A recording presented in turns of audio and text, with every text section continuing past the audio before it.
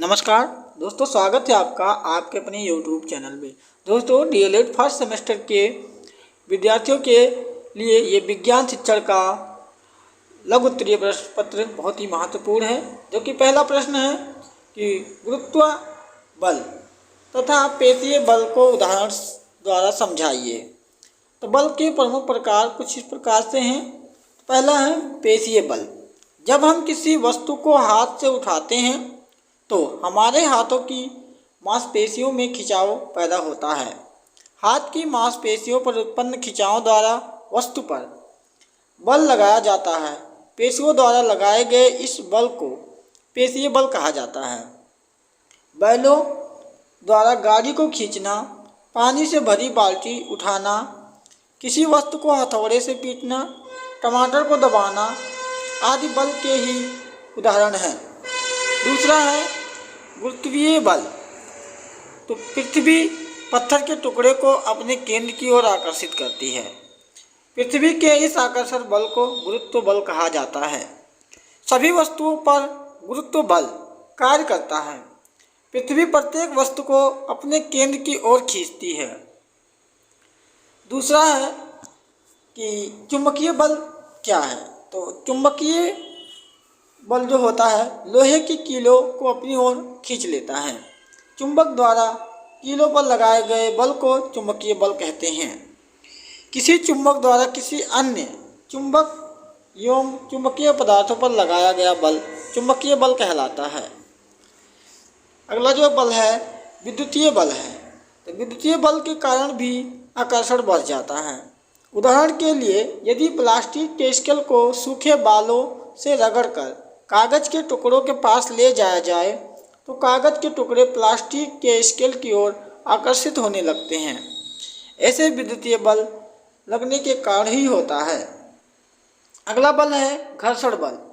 यदि बहुत तेजी से दौड़ते हुए आपका पैर अचानक केले के छिलके पर पड़ जाए तो आप गिर पड़ेंगे। यदि सिलबट्टा के दांतें घिस जाए, यदि आटा चक्की के पट्टे घिस जाए तो क्या होगा? चक्की गति नहीं करेगी। घर्षण बल की मात्रा बहुत ही कम होने के कारण ऐसा होता है। अगला प्रश्न है पौधों में जड़ों के भागों के रूपांतरण का वर्णन कीजिए। तो जड़ मुख्यतः दो प्रकार की होती हैं। पहला होता है मूसला जड़ें, दूसरा अपस्थानिक जड़ें। तो जड़ें पौधे को भूमि में स्थिरता प्रदान करने तथा जल व खनिज लवणों का अवशोषण का कार्य करती हैं, परंतु इनके अतिरिक्त जड़ें कुछ अन्य कार्यों के लिए रूपांतरित हो जाती हैं। पहला है मूसला जड़, जिसे हम टैप रूट के नाम से जानते हैं। ये संचित खाद्य के कारण फूली हुई, गूदेदार और विभिन्न प्रकार की होती हैं। तो इसमें जैसे कि है शंकुरूप, इसे कॉनिकल बोला जाता है। यह जड़ ऊपर में चौड़ी फिर नीचे से पतली होती जाती है, जैसे गाजर। दूसरा है कुंभी रूप, जिसे नेपिफ्रॉम कहते हैं। इस प्रकार की जड़ में ऊपर का भाग घड़े के समान फूला और निचला भाग एकदम पतला होता जाता है, जैसे कि शलजम होता है। अगला है कि तर्क रूप। तो तर्क रूप जड़ मध्य से फूली हुई परंतु दोनों सिरों या शीर्ष तथा आधार पर पतली होती हैं, जैसे कि मूली होती है। अगला है गांठदार जड़। तो यह फूली हुई गूदेदार होती है परंतु कोई निश्चित आकार नहीं होता है। उदाहरण के लिए गुल अब्बास होता है। ये सभी मूसला जड़ें के उदाहरण हैं। अगला है अपस्थानिक जड़। तो जब जड़ मूलांकुर के अलावा पौधे के किसी और स्थान से विकसित होता है तब अपस्थानिक जड़ होता है। अल्पायु जड़ों के समाप्त होने पर भी अपस्थानिक जड़ें निकलती हैं। इसमें हैं रेशेदार जड़ें बहुत पतली तथा जंतु के समान होती हैं। दूसरा है कंदगुच्छ। कंद जड़ों में भोजन संचित होने के कारण ये फूल जाती हैं तथा गुच्छे बना लेती हैं, जैसे कि शकरकंद। इसे हम स्वीट पोटैटो के भी नाम से जानते हैं। एवं एस्पेरागस आदि। अगली है ग्रंथिमय। जिन जड़ों के सिरों फूल जाती हैं उन्हें ग्रंथिमय जड़ें कहा जाता है। इसमें मेलिलोटस है। और अगली है कि जटा मूल। जब पर्व संधियों से जड़ें निकलकर भूमि की ओर बढ़ती हैं तथा भूमि के अंदर घुसकर रस्सी नुमा संरचना निर्मित कर लेती हैं तो वह जटा मूल जड़ कहलाती है, जैसे कि मक्का। अगला रूप है कि मणि रूपाकार। जब जड़ एक निश्चित अंतर के बंद मोती की भांति फूलती हैं तो वह मणि रूपाकार कहलाती हैं। इसमें जैसे वाइटस होता है। अगली जड़ का प्रकार है जो है आरोही मूल। तो आरोही जड़ें पर्व संधियों पर निकलती हैं और आरोही को बढ़ चढ़ते में सहायता करती हैं, जैसे कि मनी प्लांट और मोन्स्टेरा। अगली जड़ है श्वसन जड़ें। ये जड़ें लवण भित्ति पौधों में पाई जाती हैं। भूमि में जब हवा की कमी होती है तब श्वसन की क्रिया करने हेतु कुछ जड़ें भूमि से ऊपर निकल कर श्वास करने लगती हैं। इन्हें श्वसन जड़ें कहा जाता है, जैसे कि एबिसीनिया और जूसिया। अगली जड़ का प्रकार है जो है अपस्थानिक जड़ों में स्तंभ मूल जड़। जब जड़ें शाखाओं से निकलकर भूमि में चली जाती हैं तथा पेड़ को स्तंभ की भांति दृढ़ता प्रदान करती हैं, वह स्तंभ मूल जड़ें कहलाती हैं। जैसे कि बरगद के जो है आपने देखा होगा, बड़ी बड़ी लंबी सी लटकी होती हैं, ये जड़ें ही होती हैं। अगला है उपरिरोही जड़ें। तो पादपों में वायवीय जड़ें मिलती हैं। इन जड़ों में बेलमन ऊतक पाया जाता है। यह बेलमन वायु से नमी सोख लेती हैं, जैसे कि आर्किडिक की जड़ें होती हैं। अगली जड़ें हैं पर्णिल जड़ें। जब पत्तियों से जड़ें निकलती हैं तो यह जड़ें पर्णिल जड़ें कहलाती हैं, जैसे कि पत्थरचट्ट। आपने सुना होगा कि पत्थरचट्टा का पौधा है ये। अगला है परजीवी जड़ें। तो परजीवी जड़ें पोषक तने में घुसकर भोजन का चूषण करती हैं, जैसे कि डेंड्रोपथी। पर वलयाकार। कुछ पौधों की जड़ों में वलयाकार रचनाएं पाई जाती हैं, जैसे आर्किड। अगला प्रश्न है गति किसे कहते हैं? गति के प्रकार बताइए। तो गति, यदि कोई वस्तु अन्य वस्तुओं की तुलना में समय के सापेक्ष स्थान परिवर्तन करती है तो वस्तु की इस अवस्था को गति कहा जाता है। गति के प्रकार सरल रेखीय गति, दूसरा वृत्तीय गति, तीसरा घूर्णन गति, चौथा दोलन गति और पांचवा है आवर्ती गति और छठा प्रक्षेप गति। ये 6 प्रकार की गतियां होती हैं। अगला प्रश्न है तंबाकू के सेवन से होने वाली 2 हानियां लिखी हैं।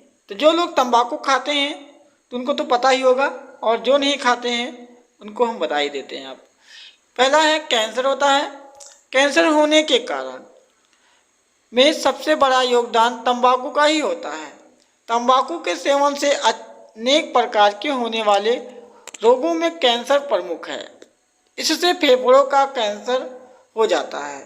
तंबाकू में निकोटीन, आर्सेनिक, क्रोमियम आदि कैंसर पैदा करने वाले प्रमुख तत्व पाए जाते हैं। दूसरा है तंबाकू का ज़्यादा नशा करने से स्वाद तथा सूंघने की शक्ति प्रभावित होती है। साथ ही अस्थमा तथा कई असंक्रामक रोग हो जाते हैं। दोस्तों, हम लोगों को तंबाकू का सेवन नहीं करना चाहिए। अगला प्रश्न है बीजांड न्यास से आप क्या समझते हैं? इसके प्रकार बताइए। तो बीजांड न्यास से आशय है कि बीजांड का बीजांडासन पर तथा बीजांडासन का अंडाशय में हुआ अभिविन्यास बीजांड न्यास कहलाता है। यह निम्न प्रकार का होता है। पहला है सीमांत।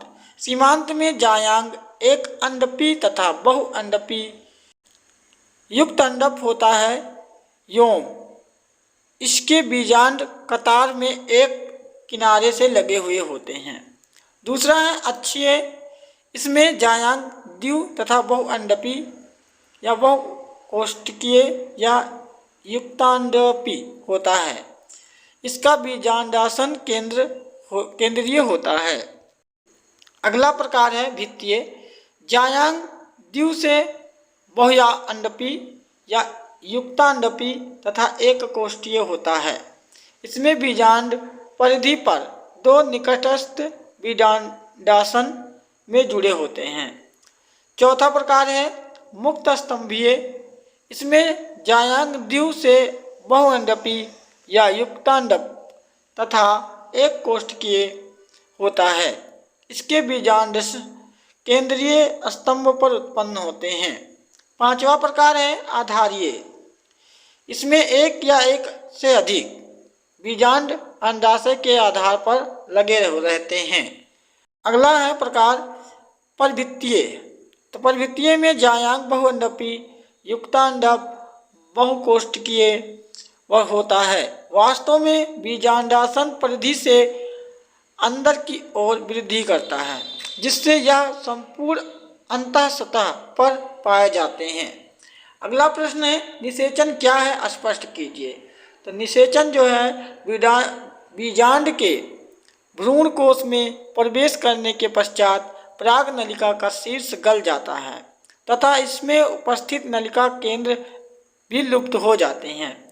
दोनों नर युग्म अब भ्रूण कोश के जीव द्रव्य में मुक्त हो जाते हैं तथा इसमें से एक अंड कोशिका में घुसकर उसके केंद्रक के साथ संलयित हो जाता है। इस प्रकार मुख्य निषेचन क्रिया खत्म हो जाती है। इससे युग्मनज, जिसे हम जाइगोट का कहते हैं, इसमें इसका निर्माण होता है। यह युग्मनज आगे चलकर भ्रूण दूसरा नर युग्मक दोनों ध्रुवीय केंद्र को के साथ संलयन करके एक द्विगुणित केंद्रक निर्मित करता है, जिसे प्राथमिक भ्रूणपोष केंद्रक कहते हैं। इस क्रिया को त्रिक संलयन कहते हैं।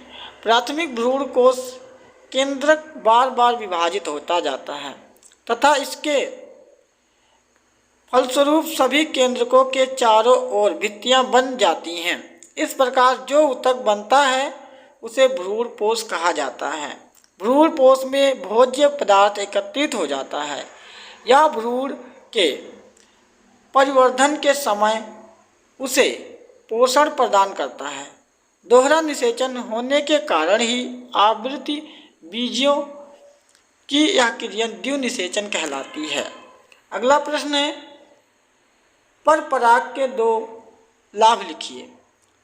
तो परपराग जो होता है पहला, तो परपराग से बने बीज अपेक्षाकृत दंड स्वरूप तथा संख्या में अधिक होते हैं। इससे उत्पन्न पौधे भी अधिक मजबूत, अधिक प्रतिरोधक क्षमता वाले होते हैं। दूसरी लाभ है परपराग के होने पर ही कृत्रिम परागण करके नई आवरण तथा वांछित लक्षणों व जातियां उत्पन्न की जाती हैं। अगला प्रश्न है कि पौधों में अनुकूलन का विस्तृत वर्णन कीजिए। तो विभिन्न प्रकार के वातावरण में पौधे अपने को जीवित रखने हेतु विभिन्न प्रकार की गतिविधियां करते हैं। इसे पौधों का अनुकूलन कहते हैं। अनुकूलन के आधार पर पौधे निम्नलिखित प्रकार के होते हैं। पहला है जलोद्भिदी पौधे। जलोद्भिद पौधों की प्रमुख विशेषता इस प्रकार से है कि ये पौधे जल में रहते हैं तथा पत्तियां प्रायः कटी फटी होती हैं और तना कमजोर तथा स्पंजी होता है। जड़ें अल्प विकसित होती हैं। पौधों में पत्तियों पर श्लेष्म पाए जाते हैं, जिससे यह जल के प्रभाव से बचे रहते हैं, जैसे कि हाइड्रिला, यूट्रिक्लेरिया, कमल, सिंगाड़ा, जलकुंभी आदि होता है इसमें। दूसरा है मरुद्भिद पौधे। यह पौधे शुष्क वातावरण में पाए जाते हैं। जड़ें विकसित होती हैं तथा तना मोटा गूदेदार होता है।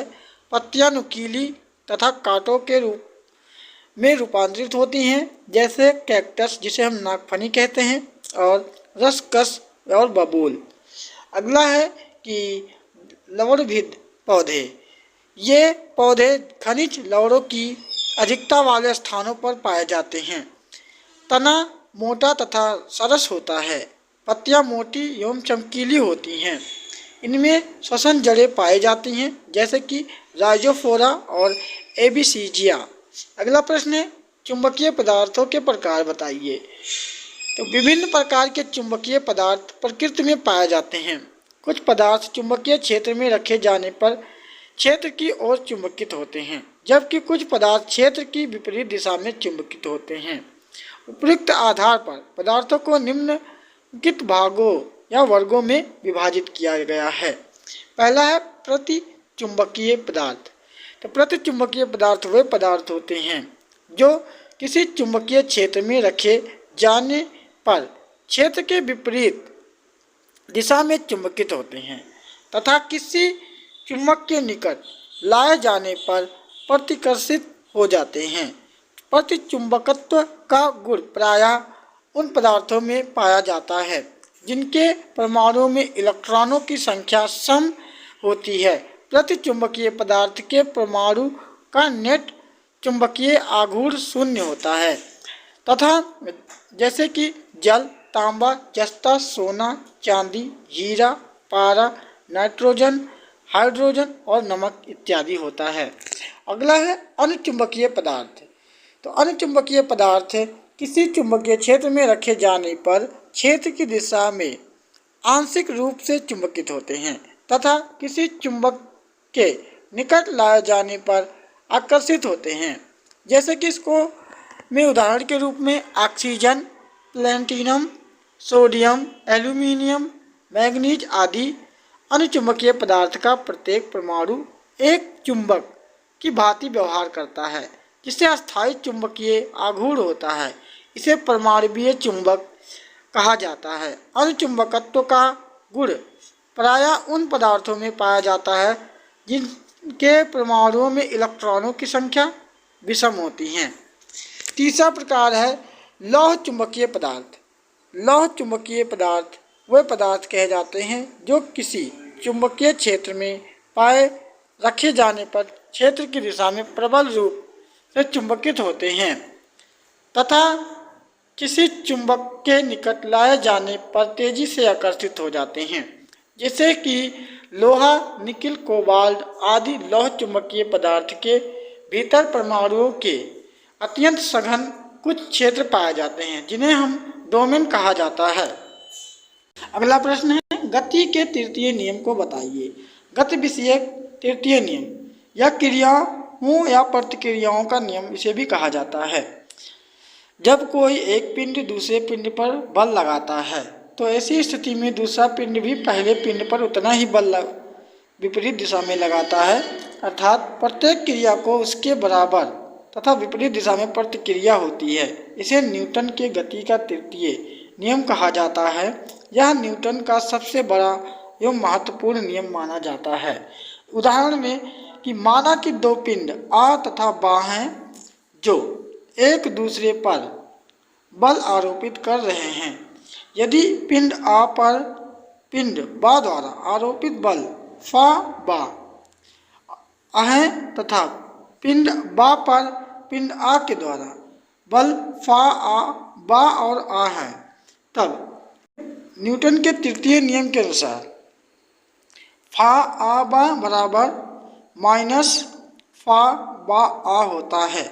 इन दोनों बलों में से एक को क्रिया तथा दूसरे को प्रतिक्रिया कहा जाता है। इस क्रिया तथा प्रतिक्रिया परिमाण में बराबर तथा दिशा में एक दूसरे के विपरीत होती है। समान क्रिया प्रतिक्रिया सदैव भिन्न पिंड पर लगती है, अतः न्यूटन के तृतीय नियम को क्रिया प्रतिक्रिया का नियम भी कहा जाता है। इस नियम के संबंध को दो तथ्य महत्वपूर्ण हैं। जैसा कि हम यह नहीं जान सकते हैं कि अमुक्त बल क्रिया तथा अमुक बल प्रतिक्रिया है, हम केवल यह जान सकते हैं कि एक बल क्रिया तथा दूसरा प्रतिक्रिया है। दूसरा है क्रिया तथा प्रतिक्रिया सदैव अलग अलग पिंडों पर लगती हैं, एक ही पर नहीं लगती। उपयुक्त उदाहरण में एक बल फा आबा क्रिया या प्रतिक्रिया। पिंड आ पर लग रहा है जबकि दूसरा फा बा आ प्रतिक्रिया या क्रिया पिंड बा पर लग रहा है। न्यूटन के तृतीय नियम के दैनिक जीवन में अनेक उदाहरण देखने को मिलते हैं। इनमें से प्रमुख उदाहरणों का विवरण निम्नलिखित है। जैसे कि बंदूक से जब गोली छोड़ी जाती है तो हमें पीछे की ओर झटका लगता है। इस कारण जितना बल बंदूक गोली को लगाती है उतना ही तेजी से हमें झटका लगता है। दूसरा उदाहरण है, घोड़ा गाड़ी को खींचते समय अपनी पिछली टांगों से पृथ्वी को पीछे की ओर दबाता है, जिससे प्रतिक्रिया स्वरूप पृथ्वी घोड़े पर आगे की ओर बल लगाती है तथा गाड़ी आगे बढ़ती है जाती है। इस प्रकार जब कोई व्यक्ति नौका से कूदता है तो वह अपने पैरों से बल लगाकर नाव को पीछे की ओर ढकेलता है, जिससे फलस्वरूप नौका भी व्यक्ति पर आगे की ओर बल लगाती है तथा व्यक्ति किनारे पहुंच जाता है। न्यूटन के तृतीय नियम पर आधारित और कई भी उदाहरण हैं, जैसे कि रॉकेट का आग बढ़ना, कुएं से पानी खींचते समय रस्सी टूट जाना पर व्यक्ति पीछे गिर पड़ता है और ऊंचाई से कूदने पर चोट लगना। अगला प्रश्न है, घर्षण बल किसे कहते हैं? इसके प्रकार बताइए। तो घर्षण वह गुण है जिनके कारण दो भिन्न तथा विषम वस्तुओं के मध्य प्रतिरोधी बल उत्पन्न होता है, जो एक वस्तु को दूसरे के सापेक्ष खिसकने का विरोध करते हैं। बल जो सदैव वस्तु की संभावित गति या खिसकने की दिशा में विपरीत कार्य करता है, घर्षण बल कहलाता है। दो सतहों के बीच सापेक्ष गति प्रारंभ होने से पूर्व इन सतहों के मध्य घर्षण बल को स्थैतिक घर्षण कहा जाता है। जिस समय सतहों में सापेक्ष गति होती है, इनके मध्य घर्षण बल को गतिज ऊर्जा कहा जाता है या गतिज घर्षण कहा जाता है। घर्षण के प्रकार, घर्षण के 3 प्रकार हैं। पहला स्थैतिक घर्षण, दूसरा सर्पी घर्षण, तीसरा लोटनी घर्षण। तो स्थैतिक घर्षण क्या है? तो स्थैतिक घर्षण जो है, यदि जमीन पर लकड़ी का बड़ा गुटका रखा हो तथा उससे खिसकाने हेतु बल लगाया जाए तो वह नहीं खिसकता, अतः दोनों सतह के बीच एक घर्षण बल कार्य करता है। इस घर्षण बल को ही स्थैतिक घर्षण बल कहा जाता है। इसका परिणाम जो है लगाए गए बल के बराबर तथा दिशा बल के विपरीत होती है। दूसरा है सर्पी घर्षण। जब कोई वस्तु किसी धरातल पर सरकती है तो सरकने वाली वस्तु एवं धरातल के मध्य लगने वाले घर्षण बल को सर्पी घर्षण बल कहते हैं। जैसे बिना पहिए की किसी गाड़ी को जमीन पर खींचने पर गाड़ी एवं जमीन के मध्य लगने वाला बल जो होता है सर्पी घर्षण बल होता है। अगला है लोटनी घर्षण। जब एक वस्तु दूसरी वस्तु की सतह पर लुढ़कती है तो दो सतहों के मध्य लगने वाले घर्षण बल को लोटनी घर्षण बल कहा जाता है। जैसे कि समस्त वाहनों के पहिए तथा जमीन की सतह के मध्य लगने वाला घर्षण बल लोटनी घर्षण बल होता है। अगला प्रश्न है, बीजों का प्रकीर्णन किसे कहते हैं और किन किन विधियों द्वारा बीजों का प्रकीर्णन होता है? अथवा जल द्वारा बीजों के प्रकीर्णन पर एक लघु टिप्पणी लिखिए। अथवा बीजों के प्रकीर्णन किस प्रकार या किस माध्यम से हो सकता है? तो बीजों के प्रकीर्णन से ऐसे है कि बीजों को एक स्थान से दूसरे स्थान तक फैलने की क्रिया को बीजों का प्रकीर्णन कहा जाता है। और प्रकीर्णन की विधियां हैं प्रमुख निम्न हैं। तो पहला है वायु द्वारा। बीजों के प्रकीर्णन हेतु हवा सबसे महत्वपूर्ण कारक है, जो बीजों को उनके पैतृक पौधे से काफ़ी दूर ले जाती है। इस प्रकार के बीजों में निम्नलिखित लक्षण पाए जाते हैं, जैसे कि बीज सूक्ष्म तथा हल्के होते हैं। कुछ बीजों की वायु में तैरने तथा उड़ने के लिए विशिष्ट संरचनाएं होती हैं, जो कि बीजों के प्रकीर्णन में सहायता करती हैं। इसे केलोट्रोपिस एवं सेमल में रुई जैसे बालों का गुच्छा होता है। दूसरा है स्फुटन द्वारा। तो कुछ पौधों में फल बल के साथ फटते हैं, और 1 मीटर से भी अधिक दूरी पर फेंक दिए जाते हैं, यथा यूफोर्बिया, मटर, सेब आदि। फलों में परासरण दाब उत्पन्न हो जाता है, जिसके कारण बीज पत्र सहित दूर स्थानों तक फेंक दिया जाता है। कुछ पौधे फलों एवं बीजों के परिकीलन हेतु कुछ बाह्य कारकों जैसे वायु, जल तथा जंतुओं पर निर्भर करती है। तीसरा है पानी द्वारा, यानी कि जल द्वारा।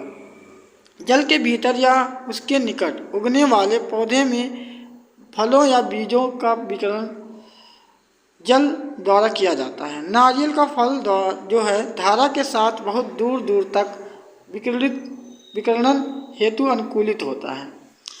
इसकी जो है बाह्य फल भित्ति से जल प्रवेश नहीं कर सकता।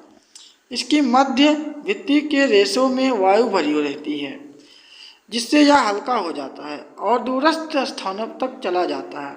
कमल में भी जल द्वारा परिकीलन होता है। ये महत्वपूर्ण है, इसको नोट कर लीजिएगा, कमल और नारियल जो कि जल द्वारा परिकीलन होता है। और चौथा है जंतुओं द्वारा। तो कुछ पौधों के फलों में कांटे होते हैं, जिनकी मदद से जीव जंतुओं या पशुओं की त्वचा से चिपक जाते हैं। इस प्रकार बहुत दूर तक चले जाते हैं। इस प्रकार जीव जंतु बीजों का परिकीलन करते हैं। पांचवा है पक्षियों द्वारा। तो पक्षी भी बीजों के अंकुरण हेतु महत्वपूर्ण कार्य करते हैं। और पक्षी अंजीर, अंगूर, आलू बुखारा, अमरूद आदि के फल खाते हैं और बीजों का पाचन नहीं होता है और यह विष्ठा के साथ बाहर निकाल जाते हैं। ये बीज अंकुरित हो जाते हैं। जहाँ पक्षियों द्वारा बीज पहुँच जाता है उसी स्थान पर पेड़ उग जाते हैं। छठा है मानव द्वारा। तो मानव भी फसलों, फलों, वृक्षों, सजावटी वृक्षों तथा पादपों के वृक्षों को एक स्थान से दूसरे स्थान पर ले जाते हैं। इनके द्वारा अतिरिक्त खाद्यान्नों के साथ कुछ खरपतवारों का वितरण भी मनुष्य द्वारा अनजाने में हो जाता है। अगला प्रश्न है शून्यांक त्रुटि किसे कहते हैं? तो शून्यांक त्रुटि साधारण पैमाने द्वारा किसी रेखा की लंबाई नापने के लिए रेखा के एक सिरे पर प्रायः साधारण पैमाने की शून्य रेखा को सीध में रखा जाता है। रेखा के दूसरे सिरे का पाठ ही रेखा की लंबाई होती है और प्रयोग करते करते पैमाने के सिरे घिसकर गोल हो जाता है, जिससे शून्य की रेखा स्पष्ट नहीं हो पाती है। अब ऐसी स्थिति में पैमाने का शून्य से आगे वाला कोई निशान रेखा के प्रारंभ की सीधी रेखा में रखा जाता है। इसे स्केल में शून्यांक त्रुटि कहा जाता है। रेखा के प्रारंभिक बिंदु का पाठ ही शून्यांक त्रुटि है और रेखा के दूसरे सिरे पर पैमाने के पाठ में से यह शून्यांक त्रुटि घटाकर शुद्ध पाठ को ज्ञात कर लेते हैं। वर्नियर कैलिपर्स के दोनों जबड़ों को मिलाने पर मुख्य पैमाने का शून्य वर्नियर पैमाने के शून्यांक की सीध में होना चाहिए। ऐसा होने पर कहा जाता है कि वर्नियर में कोई शून्यांक त्रुटि नहीं है, परंतु कभी कभी दोनों पैमानों के शून्यांक चिन्ह एक सीध में नहीं होते हैं, उनमें कुछ भिन्नता होती है। इस अंतर को शून्यांक त्रुटि कहा जाता है। शून्यांक त्रुटि दो प्रकार की होती हैं। पहला होता है धनात्मक शून्यांक त्रुटि और दूसरा होता है ऋणात्मक शून्यांक त्रुटि।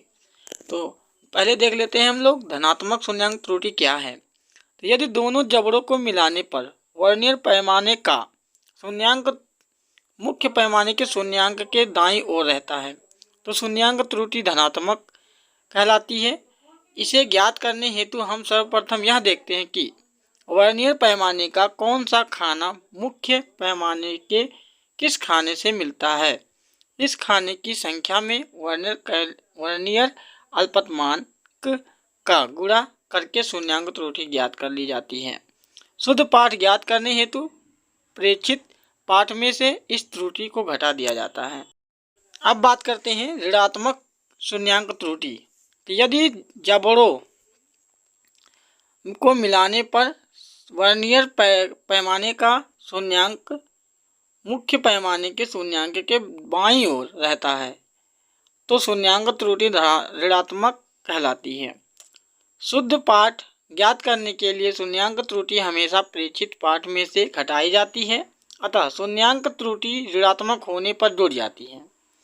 इसे ज्ञात करते समय इस सावधानी का ख्याल रखा जाता है कि वर्नियर पैमाने का जो खाना मुख्य स्केल के किसी खाने की ठीक सीध में पड़ता है, उसे वर्नियर पर बने कुल खानों की संख्या सामान्यतः या 10 होती है या 10 में से घटा देते हैं और प्राप्त संख्या को अल्पतमांक से गुणा करके ऋणात्मक शून्याङ्क त्रुटि ज्ञात कर लेते हैं। दोस्तों, वीडियो को पूरा देखने के लिए आपका बहुत बहुत धन्यवाद। मिलते हैं नेक्स्ट वीडियो में।